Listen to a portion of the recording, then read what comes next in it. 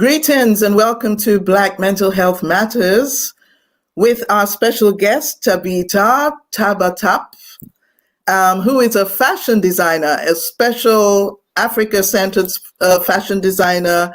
She is a passionate yoga teacher, and she's an artist and performer. And we're very glad to have you here.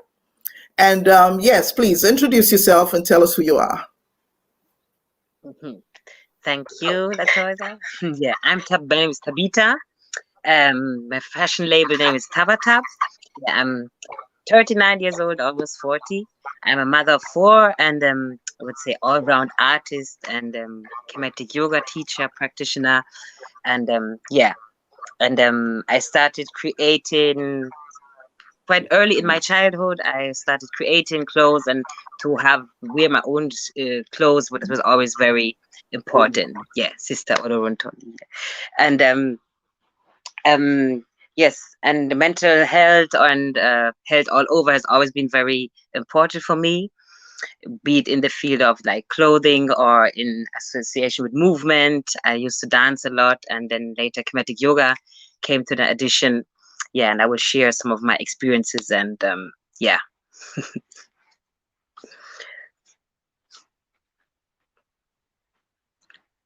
Oh, you're muted. I don't hear you.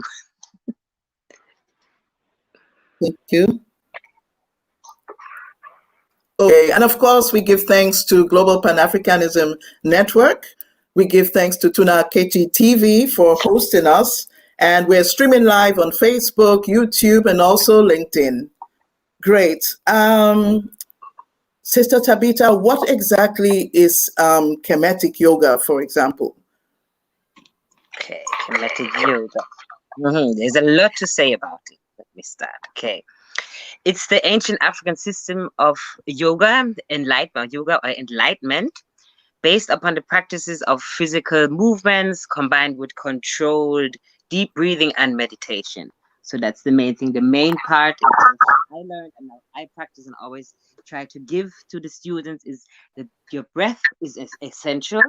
You know, without breath, we wouldn't live, couldn't sustain on this earth. So breath is the number one thing that we need to be living on this earth, in this physical vessel. So, and also I think in times like these, it's very important to come back to this aspect. Yes, it's a healing and regenerative system, yoga system from Egypt that is characterized by a series of postures that create alignment of the spinal column and corrects defects in the skeletal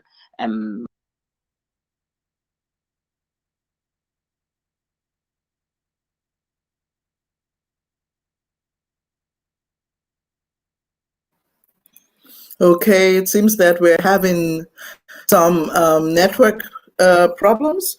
But yes, as we were speaking, Sister Tabitha has explained to me that Kemetic Yoga is actually a very ancient tradition. And most people think of yoga, they think of Asia, they think of India. But this is an ancient tradition, over 7,000 years old, as she said. And she says the main thing is that it actually conditions the body to heal itself.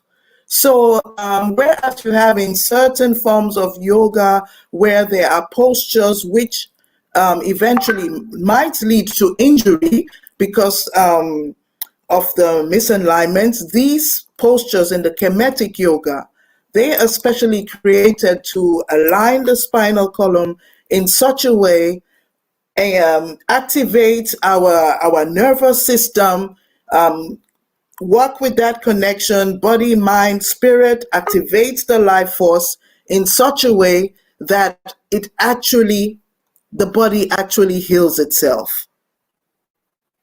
Exactly. Okay. Yeah, right. Sorry, I don't know the connection. Yes.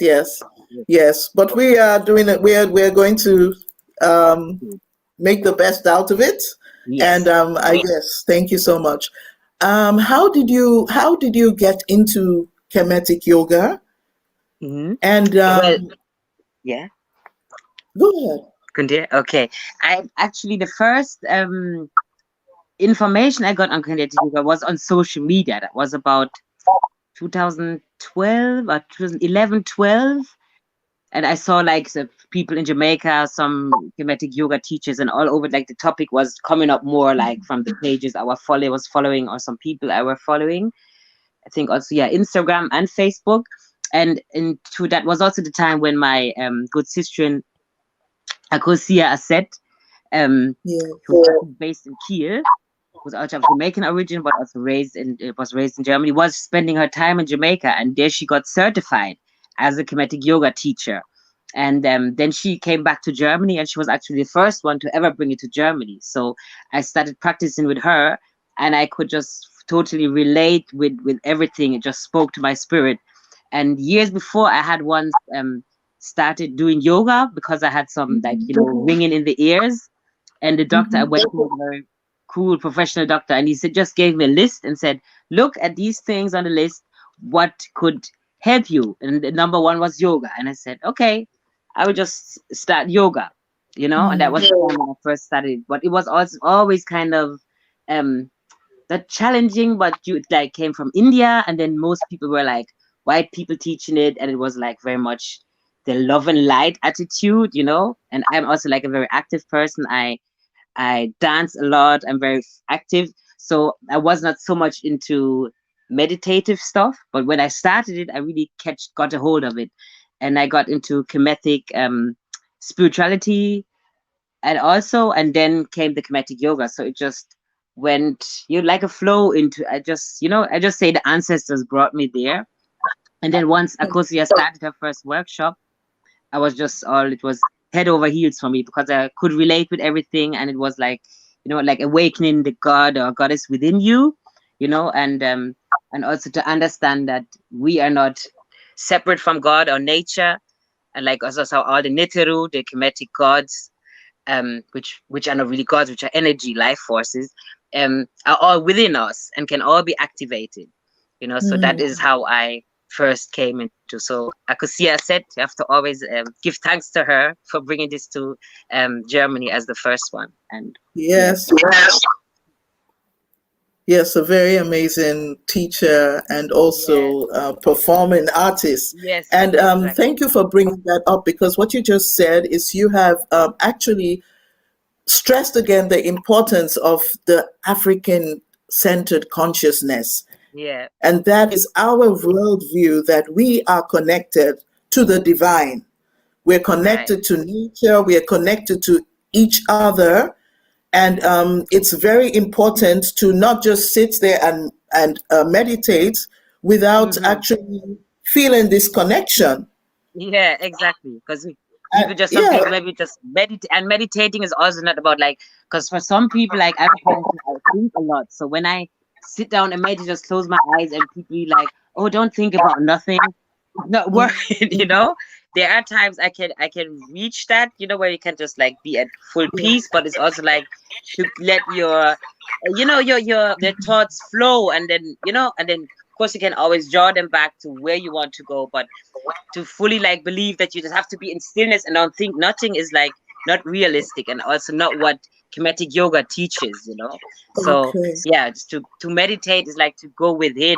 So things will come up, and then you just let them go through you, and they will leave, just like emotions, so just, but it's a way to be at peace without having to think, oh my God, my head needs to be empty, because that's like nearly impossible, like especially for a person like me. I'm an overthinker.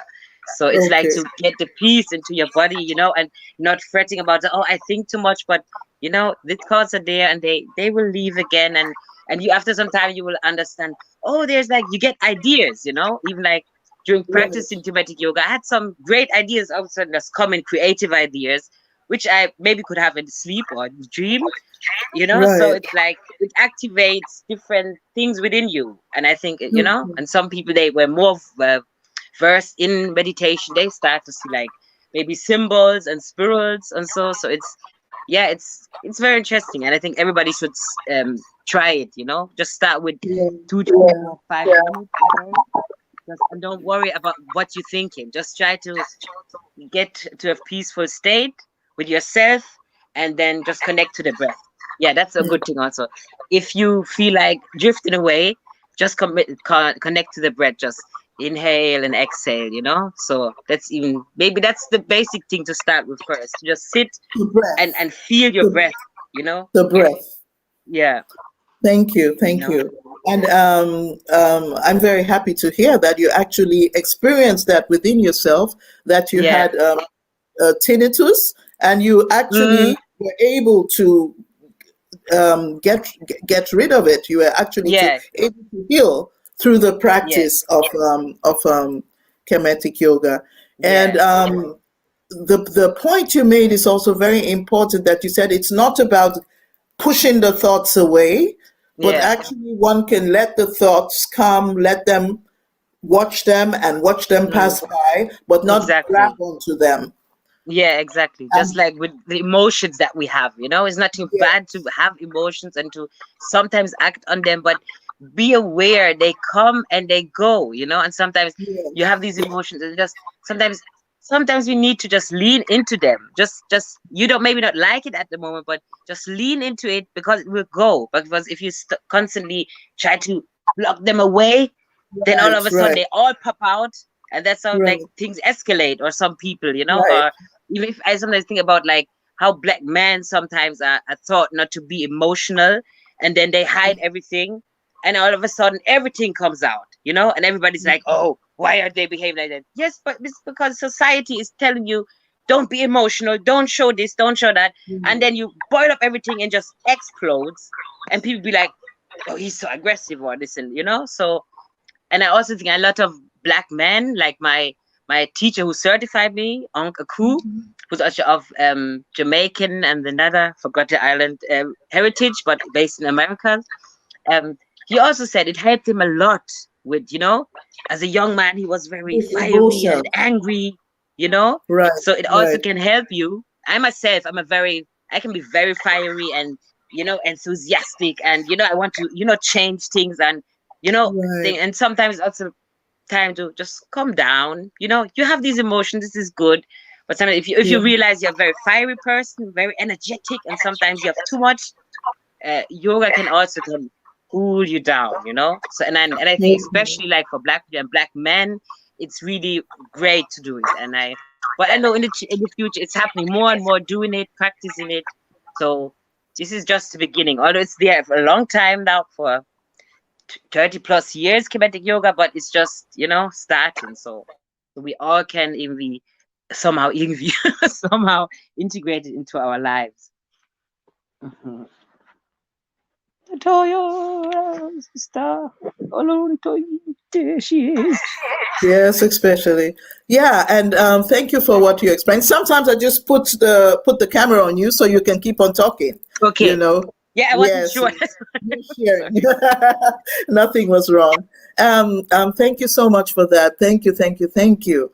And I like, especially, you know, we are living in a violent, Eurocentric world, having to face racism and all these things. And what do we do with the anger? That is the question, with so many experiences which we have, from microaggressions to actual racist brutality. And even if it's not happening to us personally, we witness all the time something happening to somebody we know or to our loved ones. So there is a lot of anger which we have.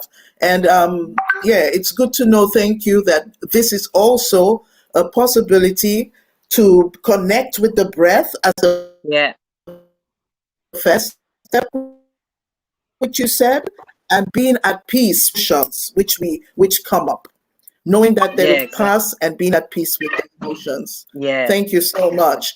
And I'm also interested, because I know you personally. I know you have 4 children, beautiful children, and they are also a part of this. So it's something which is not just practiced in isolation. It's something where the whole family can actually benefit from. How have you been able to bring this practice to the children and in your family? Yeah, when I first set it up in 2013, that's now So also, it's over 7 years now when I started doing the first courses with Ecosia, and that time the kids were even smaller. Now I have 2 teenagers and 2 kids in primary school. So that time I brought them there, and of course, if the younger they are, they're easy. They will attach, very fast to what you show them, or learn from it and guide them. And I got a book from there for them also. I have it here. This is the story of Asar, Aset, and Hiru, for example. And and it's made for kids. It's made by Dr. Muata Ashby. He developed the system that I'm teaching. And this is also a good way to bring the topic closer to your kids, and because like Kemetic Yoga children are never too young. Children are not too young to learn about mental health and to learn how to regulate some of these difficult emotions. Exactly. And also they are also more connected to their body, I would say, than most adults. Even especially the smaller one, they can go into the bridge very easy, or certain movements or stretches. And then when you show them all with the elements in the connection, it's like, even if they get older and then they'll be like not so interested, but they still have this basics there that can help them, to understand you are divine. That's so important to teach them from early, that, God is not outside of you or creation. It's all within you and you're a part of it. So they will cherish themselves and see themselves as special, instead of you teaching them, oh, somebody will punish you if you don't do this, or if you don't behave a certain way, and also at the same time, because with the different energies, it shows, like, because it also says, like, everybody is ruled by different energy, just like with the Ifa or the Yoruba, you have a head or Ori or a certain gods that you are them, or like their energies are, how you call it, like stronger within you. So it's also good for children to see, okay, I'm more in that type of energy, or that those are my strengths, and the other one's like, okay, you're more opposite to me, but it's all good because it's all one big thing, it's all one big connection. Just like could go into astrology, is the same thing. If you all were born the same month, this earth couldn't run because it's based on we're all different. So it's also about, just as we notice in nature the different elements and different types of energy, the children also learn very early to work, to recognize what type of energy they carry, and also to work with that energy, and to know themselves. This is what we say.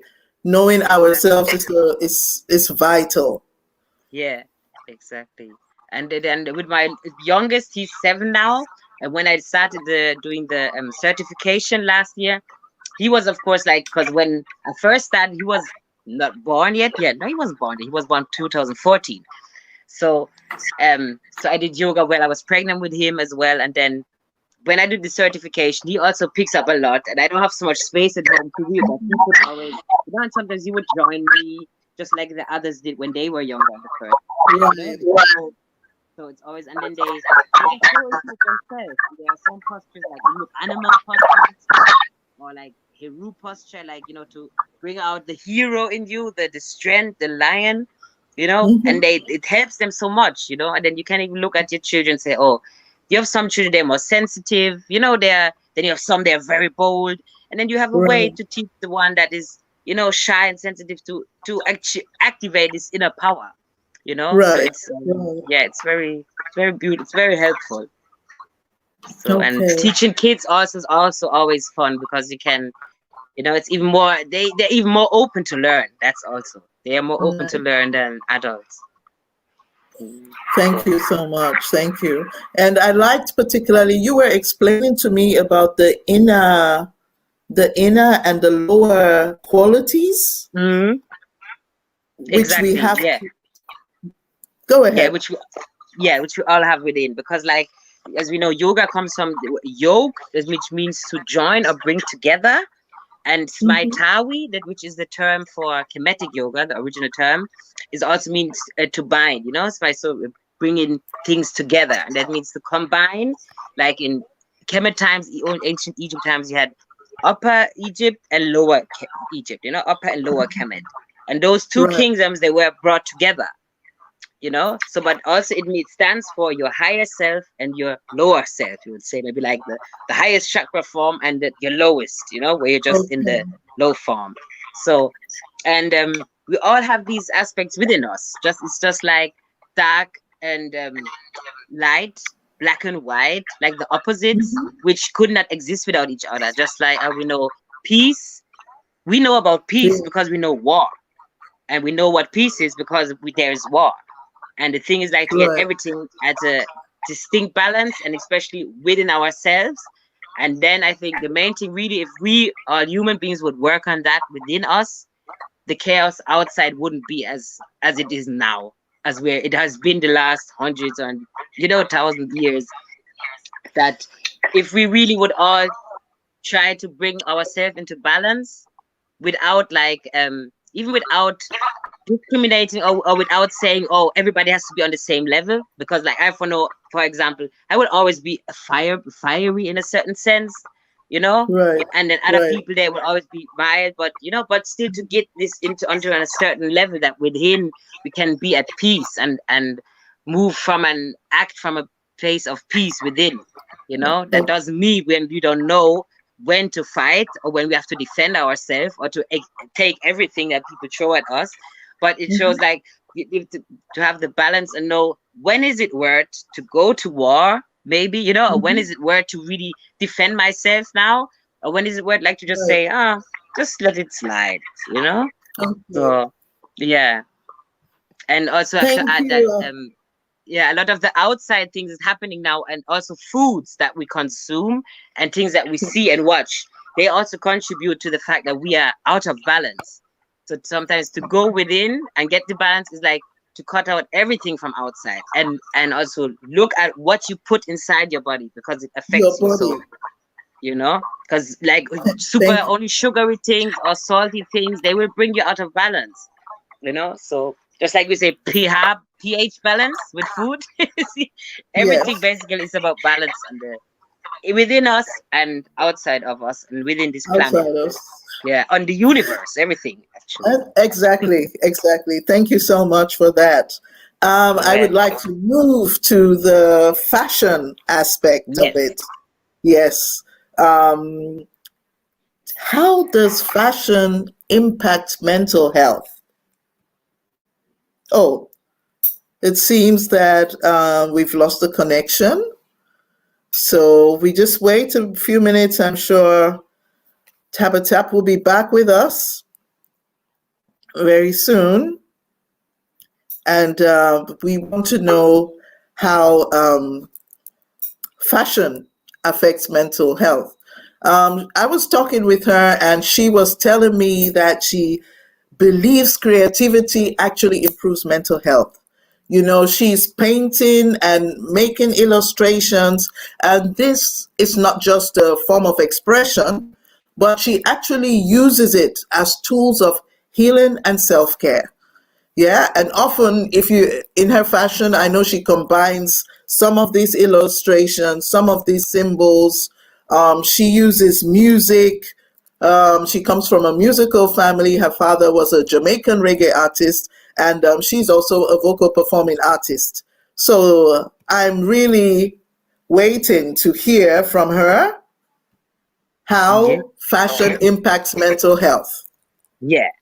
Okay. We could start with but I would always say um does start with the colors, and especially for African people, it's very important to, because if you look now, see now most black people, be it in the West or on the continent or in South America or the Caribbean, wear the typical Western style of clothing, and I Right. do think it does. And even if you are born in the West, like me, do think it still can affect you to a certain degree if you avoid colors.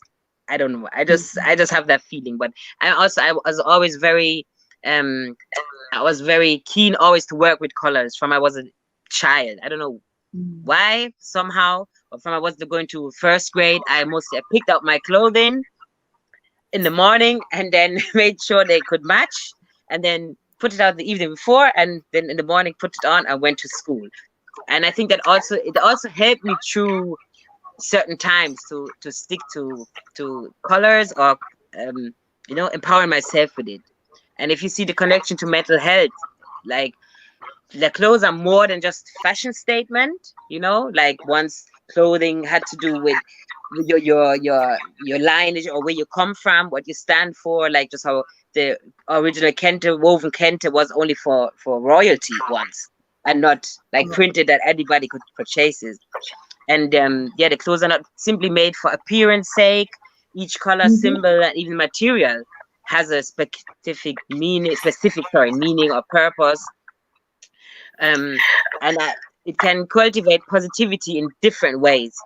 Like I said, people with depression, when they wear specific colors, that's why it's important to learn about colors as well. Because I remember my father always saying, "No, don't wear too much black, because it's it will bring you down." Yeah. And I never understood, but at that time I wasn't even.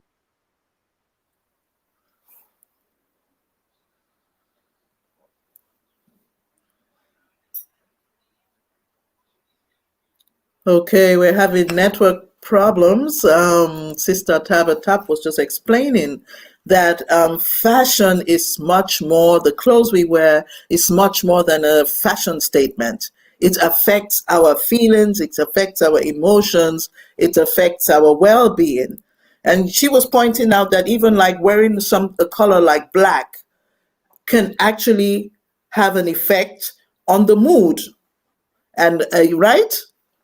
Yeah, exactly. Okay. And although I know people that love to wear black and mainly wear black, which is okay, but I realize for myself, if I wear it too much, I'm a color person. Like if I wear black one day, it's like, oh yeah, that's cool, but another day I realize, today I need my purple to uplift my crown energy, for example. Yeah. Or like in Kemetic Yoga, also you have like each god or energy has a specific color. So on Friday, it could be Heteru, the goddess of love and prosperity. It's like there's also one saying it's like red and gold in some cases, but the main color is like really yellow and green, where you look Yes, like yellow, Oshun, the color of Oshun. exactly. So I Right. love to wear green, although today's would be Sekhmet's day, whereby Sekhmet stands for the lion-headed goddess for healing, where her color would be red, according to the blood, because so, but red is also like, if you need energy, for example, you will wear red. Some people that maybe are not so, would need some energy, put on some red clothes, or how what red lipstick stands for, or when women have red nail polish. I read something. It does, for example, some men be like, "Whoa, red is like wow." So there's a lot of power and maybe also sexual energy within it, So, but it can be a very powerful color. And I realize when you wear dress in a specific color, sometimes step back and look at yourself and try to feel how you feel, And so yeah, like for example, my favorites of all is pink. From I was a little child, without people saying, "Oh, pink is a girlish color," and I've never been the girly girl. But I love dresses and I love pink. But then when you check at pink, it's also hetero energy and it's feminine, but it's for me it has a lot of power. This pink, even like a shocking pink. Some people say, "Oh my God," but for me it's just powerful. But I love to wear green, and today I felt like wearing green, for example. Right, beautiful. And you were saying something also about the fabric, the types of fabric we put in our skin, natural fabric. Can you say some more about that? The traditional fabrics, the importance in identity. Yeah, I think the importance is so okay, what I'm wearing now is just, is also typical Western stretch polyester, which I do like to wear. But like if we would really wear more like cotton or linen, for example, or even like hemp, which I think is even greater, hemp clothing, because like, even compared to, that's another topic, but compared to produce something from hemp, exactly, cost is much more less. You use less water than you were using cotton, for example. So, and like whatever you wear, like your body should breathe in a certain sense. So I think it's good something to look at certain things and also where something was produced. I remember when my first one was just like 4 months old, and I bought a new top from H&M. It was a black stretch top, and I didn't wash it before. And then I Wow. breastfed her, and then later I realized she started having some bumps on her skin, you know. And later I realized it was from this shirt, and I went to change the shirt. So it was either I think it was the color in it, but that just showed me that this is really poisonous, you know, some of the things. And we also have to think about how they plant certain things, like cotton. If they spray a lot of stuff on it, that can also affect us, even if they wash it, you know, just like with the foods, you know. But I think natural fabric is always the best to wear, and that your body can breathe, you know. Although I love stretch material, I must say, but I also prefer to always have jersey like with cotton, you know, or not just the 100% polyester artificial type of stuff. So, and yeah, and for also concerning fashion, there's more and more coming out of Africa, also African productions, because if you look, there's the origin of like African print fabrics. There's so much history in Africa, and now so much is produced outside of Africa. So I'm trying to get as much fabric as possible that was either made in Africa or is sourced there, that I know can be combined from there. And that's also a very important aspect which will develop in the next centuries very much. I think Africa will take over and be like the main maybe producer of good fabrics, you know, real quality fabrics. That would be so great, and without polluting like the environment. That's also a problem, because a lot of fabric production can cause pollution, you know, to nature, be it the colors or anything. So, but I would always say natural fabrics, and if you come from a specific area or tribe, dive into that, you know, dive into that. Like me as a Jamaican German, you know, I grew up with the Rastafarian culture and Rasta colors and African fabrics and this and that. And in Jamaica, we have some traditional clothing, but we know it's all come, so we don't have no way back traditional thing that our ancestors wore, you know. So that's why I always try to dive in different aspects and cultures, which is also a blessing, you know. But I think when you also come from a specific tribe, it's also great to dive deeper in that aspect or that part of your culture and learn about it. What is traditionally worn? Is it really traditional, or when was it brought, you know, or which European influences came into it? Also, that's no problem still, you know, like, because if you look at the Nama and Herero, for example, their attire, which is also influenced by European fashion, you know, but they made it themselves. So I think, yeah, the cultural expression is just very important. So, and yeah, and if you come from Kenya, dive into what's made in Kenya.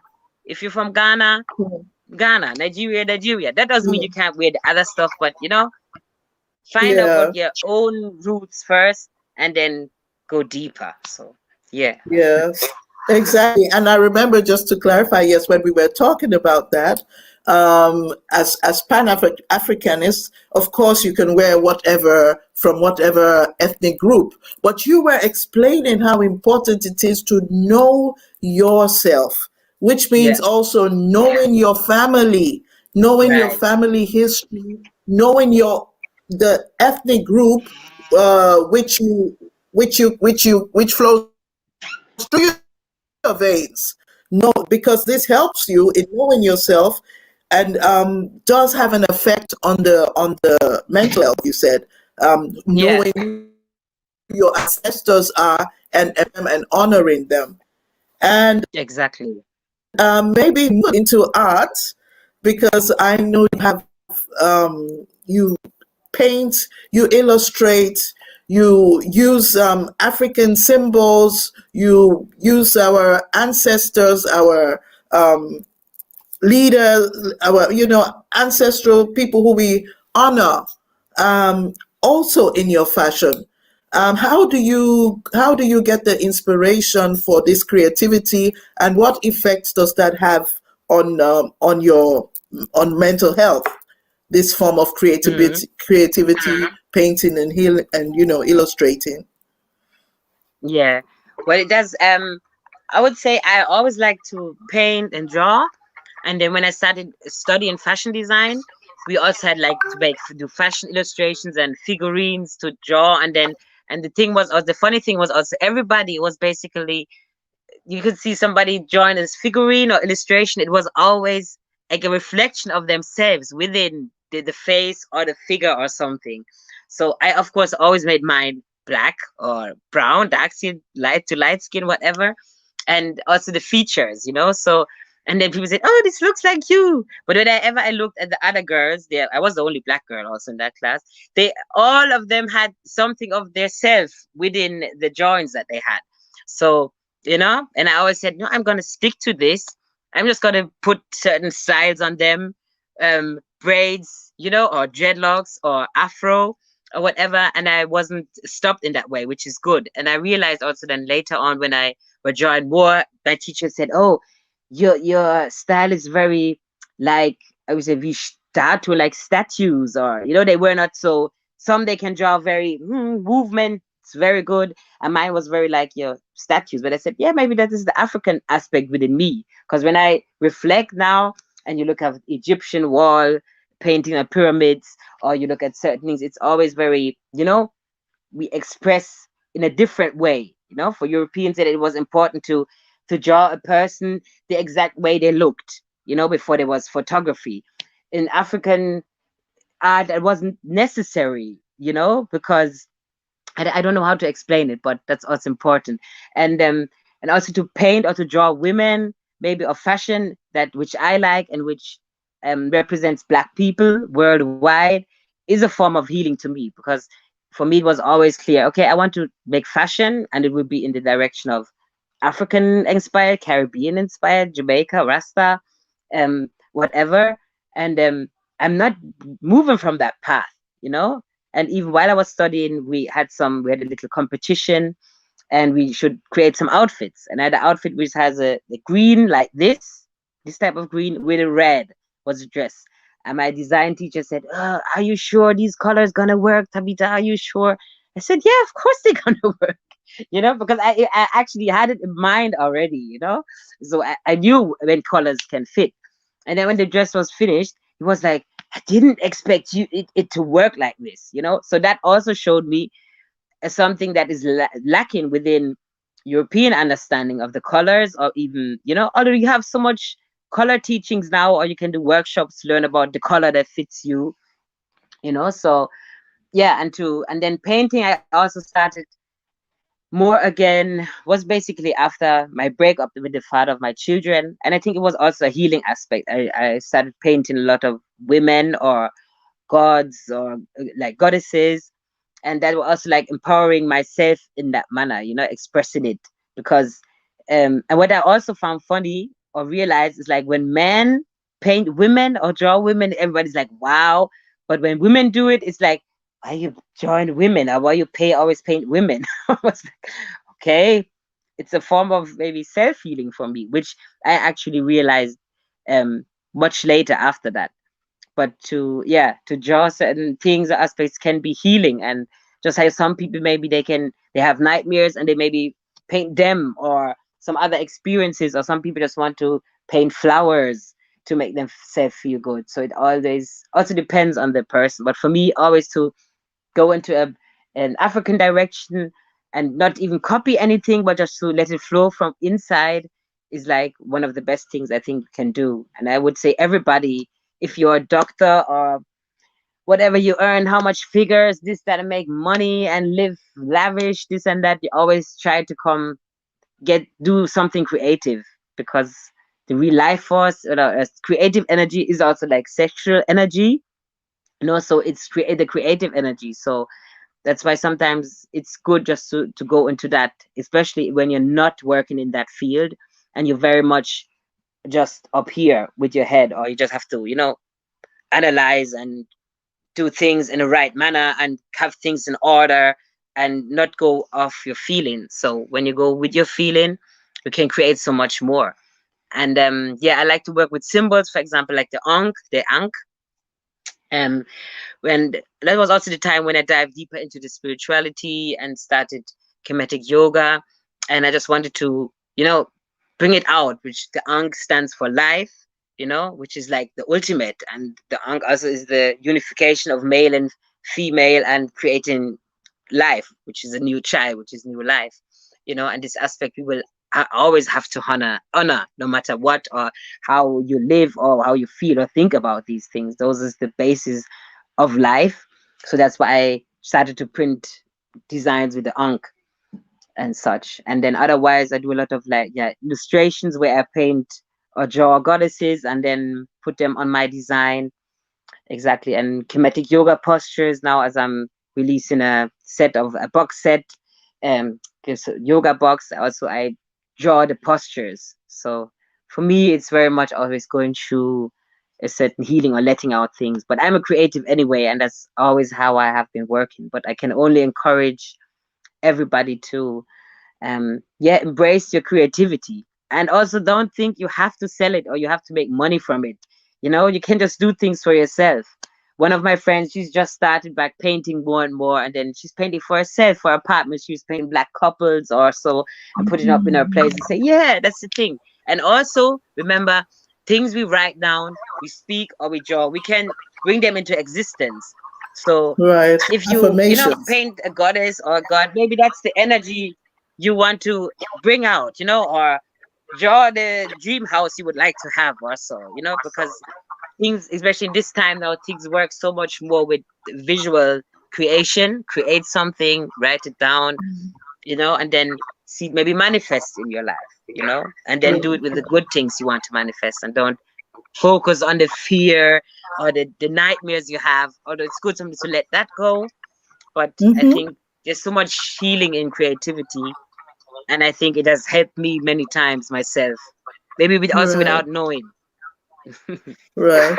And I liked when we were talking about Africa-centered disorders, and we were talking about psychological misorientation, especially, and it's not even only here in the diaspora, it's also in Africa, where people of African descent, Black people, feel they have to do not have any connection to their Blackness, and feel they they are acting and feeling and perceiving things under a white perspective. And you were saying that we don't have to wait for special occasions to wear our African clothes. We can wear and design ourselves. You know what strengthens our Blackness, our connection to the continent. We can do this every day. And actually, I got inspired by you because ever since I know you, you had already your own strong Black identity in your clothing. And this is really something very beautiful, as you said, that this is actually something which we can do to prevent such feelings. Our children can already be introduced to the clothes they wear every day affects who they are. And this is so important. You said that when we wear our clothes, not only as individuals, but also as we see ourselves clothed in our own manifestation, that this already does some form of healing. Right.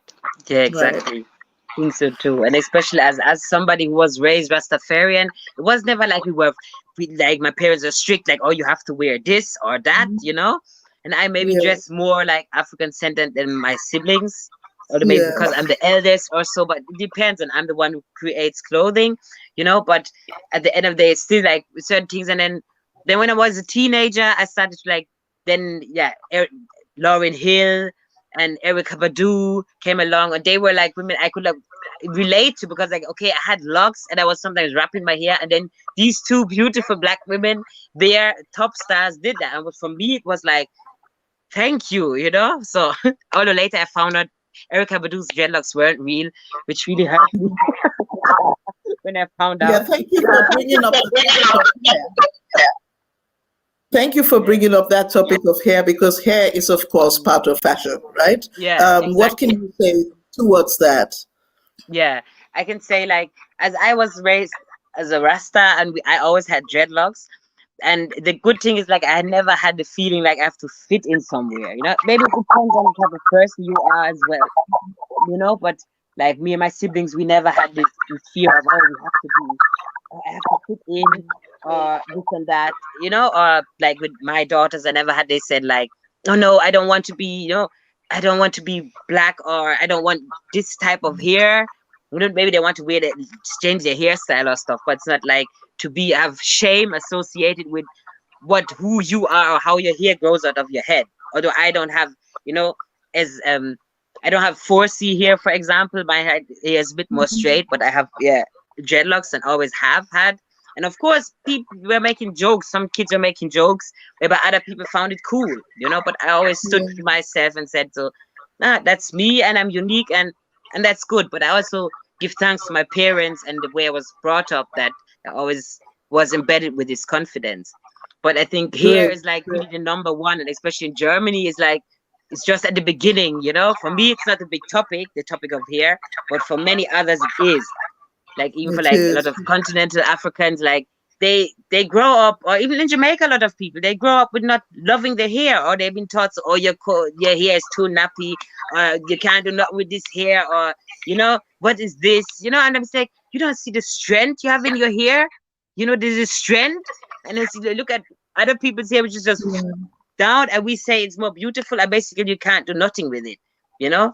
I don't tell Right. people what to do with their hair or their body, but some of it we can really say. I know some women they love to switch their hairstyles. That's okay too, you know.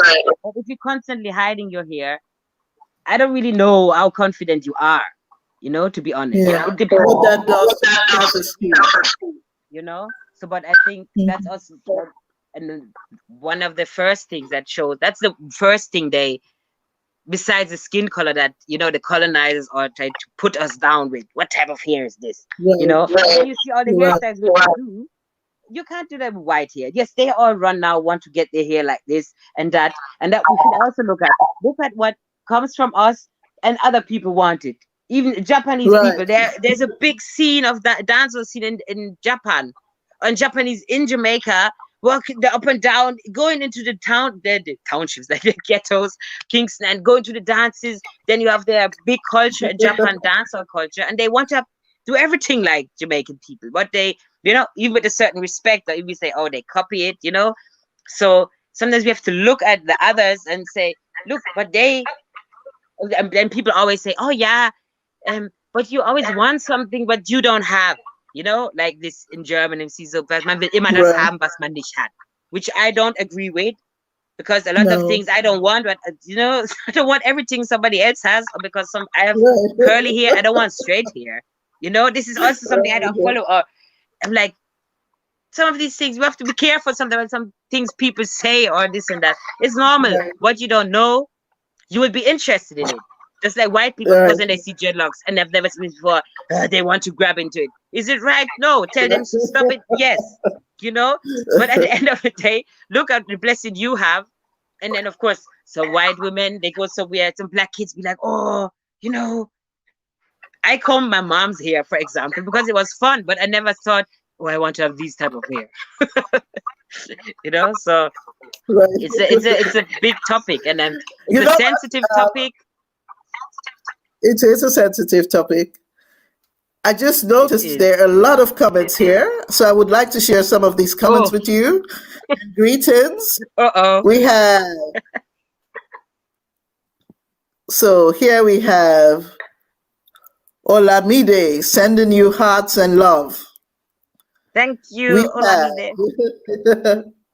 we have also Superman Kicking kicking ass. ass, who is saying he's going to try Kemetic Yoga and Yes, says thank you so much for explaining what that is. you're welcome. Yes, try We have, today. I will also soon be yes, offering online classes. My sister in Akosia has said she's offering online classes. So yeah. great. We have India Angie, who says love your name. We have Arif Hassan from Liberia. Mhm. We have thank you, thanks from Everett Phillips says, good day, blessings to all queens in the room. We have Akinseye also saying thank you. Then we have India is talking about an emotional detached dad. So I think this he was pointing out to what you talked about, how through the Kemetic Yoga, the meditation, the breathing, and we connect to our emotions and accept them and allow these emotions to be without fighting them. So this is what he was saying. This could be something which could benefit a dad who is detached from his emotions, like you were describing. Exactly. We have here Patrick Bay. Patrick Bold, Jamaica in the house. From Jamaica. Yes, Bold. And we have here Dr. David Nabaore watching us live from Ghana. Greetings, brother.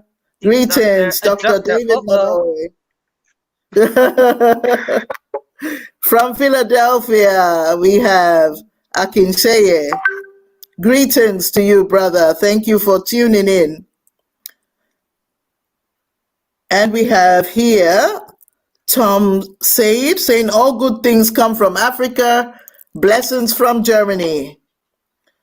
Great. Greetings. This is a bit longer. I cannot. Talking about somebody, this is Milkia Gebiana, talking about the problems we have, financial problems, and the resources which are not given a priority, so yes, there are these issues, but yes, we try to, with Kemetic Yoga, will not solve all problems, but we start with ourselves.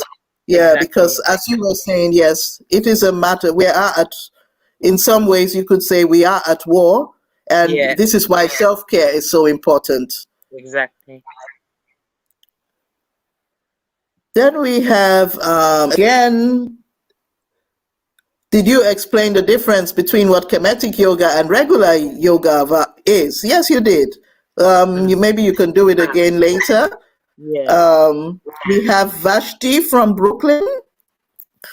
Greetings. And we have somebody who's also agreeing and saying colors do help mental health and moods. I learned that in college. Yeah. So red is a greedy color. Somebody's laughing. And of course, she's saying Shango loves red, which is very true. The same energies would be the same war type. Not war energy, but same energy as Sekhmet, the lion-headed goddess, who's like the opposite of Heteru. Like it's Heteru in her raging form. So again, some text and greetings from Ricardo Bradford. Yvette Phillips says we must celebrate ourselves as African women. Yes. And here we have Adamo Ahmed Steve. African design in terms of fashion is unique, but leaving our own and replacing it with that of Western world is out of place. And that is what we're seeing these days. I believe we should stick to what we have here in Africa because it is a whole world of civilization, of fashion put together. It is an amazing world of fashion and colors. Thank you so much for that. Adamu Ahmed Steve, we totally agree with you. So we go on and see, here's somebody who says, I'm proud to be with you here. Thank you. And saying also good things, by the way, I need this education for anywhere. So this is fantastic. we put together. I felt that this would not be complete without showing a little of what you do. So we put together a very short clip, and yes, we could look at it now and maybe yes share with our audience. Thank you so much, everybody, for tuning in. We look at the clip now, and then we can just enjoy that for a moment. Yeah.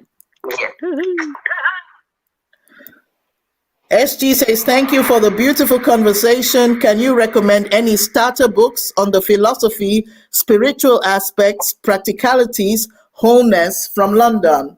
So maybe we could put some things in the chat comment after this. Yeah, I will write that. I will write some of the books, for example. Okay, so while the clip is playing, I will just type in exactly. Right, while the clip is playing, please type it in to the comment, maybe. Okay, so yeah, we're waiting for the video to start.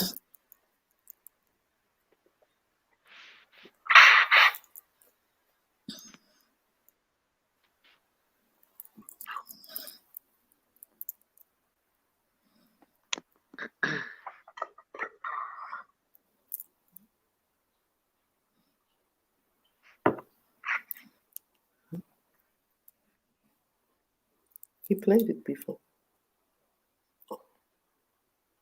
Oh, time is up.